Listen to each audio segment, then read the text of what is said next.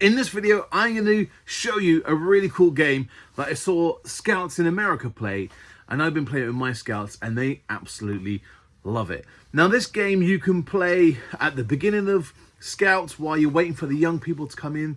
It's a really good one because there's no teams and people can just just join the game as it's playing.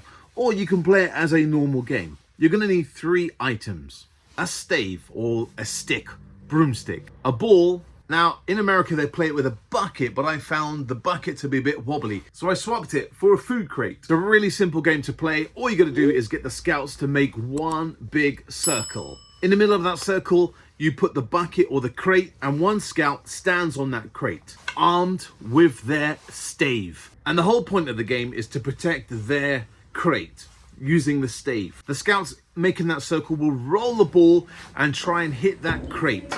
And the Scout standing on top of the crate has got to knock it away.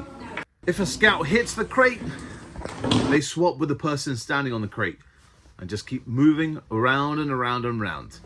There's no kind of winning game. No one has points. You just finish the game when you want to.